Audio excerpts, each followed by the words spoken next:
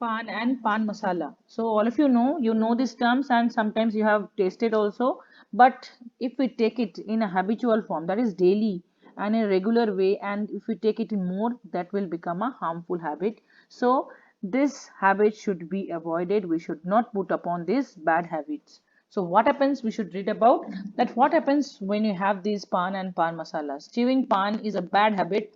Unfortunately, it is chewed by all kinds of people. That is, we are really unfortunate that all kinds of people that they all love due to the flavor of the pan masala inside the pan, they just love to have this.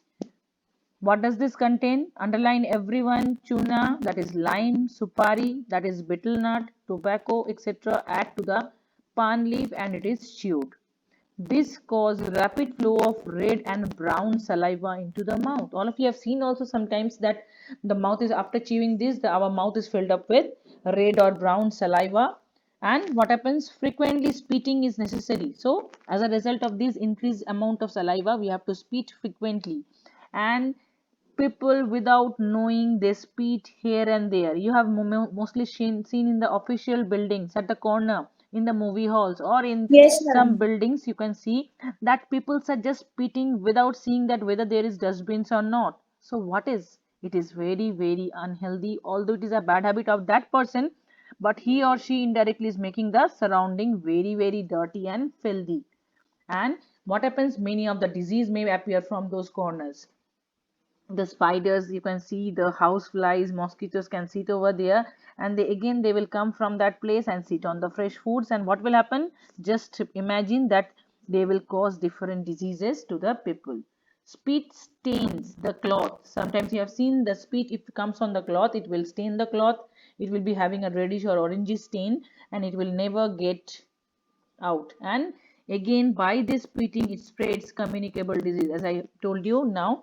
So pan chewing stains the teeth, damage them. So it's also the teeth, the color of the teeth no longer remains white, it becomes reddish, or sometimes in between the teeth you have seen some black spot has been created in between, long black lines you can see. And they ultimately, what does they do? They damages the teeth. It can also cause cancer of the mouth. So read each and every day for many times chewing those pans and pan masalas will damage our mouth and also our stomach, and ultimately it can lead to cancer. That is mouth ulcer. I told you about a word yesterday, that is ulcer. That will, and it will stomach ulcer. So what will happen? That will ultimately lead to cancer. Chewing pan masala such as pan bahar, pan parag, etc. are harmful habit. It is also produced the same harmful effects in our body as that of chewing pan. So pan masalas are same as harmful as that of pan. Next it is tea and coffee.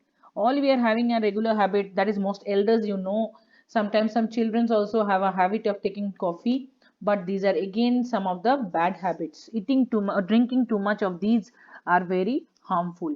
A large number of people are addicted to this drink. Sometimes some people daily have 7 to 8 cups of teas at home. So this is good? No, this is not very good, because this is harming our body. They possess habit forming properties. They contain caffeine. So what is the chemical? All of you underline. They contain a chemical that is called caffeine, which specially activates the brain, heart, and kidney. Again, underline over here. This helps to relieve tiredness. That is, for a short while, you will be just getting energy. By having tea or coffee, you will feel that you have got energy, but no, in the long run, it will just affect your health. So, however, frequent drinking of tea and coffee causes nervousness, headache, irritability, sleeplessness, and what happens? Digestive disturbances, difficulty in breathing also, high blood pressure, irregularities in heartbeat, tremors, ringing sensation in the ears. So this, due to this effect of this caffeine, all these above mentioned disease may occur.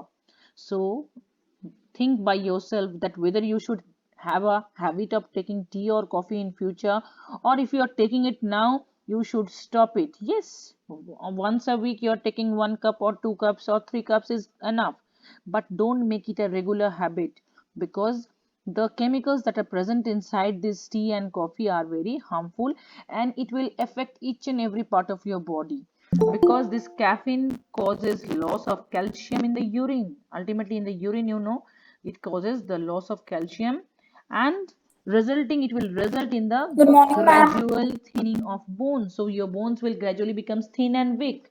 It causes, again, tea and coffee will also cause cancer to the urinary bladder. So if you're taking in much more amount, then what will happen? You may have cancer in your urinary bladder. So if your nearby people or relatives are taking these coffee and tea in huge amount regularly for many times, please make them aware that all these drinks are not very good for our health. So we should avoid, or at least we should try to reduce the frequency, that is the number of times that we are taking those drinks. So how to control? There are some solutions. You can make your relatives or your nearby ones or yourself aware. That is, when you give up the habits of drinking tea or coffee, you may feel giddy, have a headache. May at the first few days you may have all these things, pains all over the body or visual disturbances. Soon this will pass away. Keep avoiding drinks, but after some few days it will be just be over, and you can be quite normal. Eat enough good food so that no desire for other things develop. So when you're having food, take it in a good way. That is, you should take a proper diet, normal balanced diet, so that there is no need, no desire for all those drinks to have. Discuss about your problems with your teacher or parents, so that you can have a solution, how to avoid, how to stop this, how to reduce it.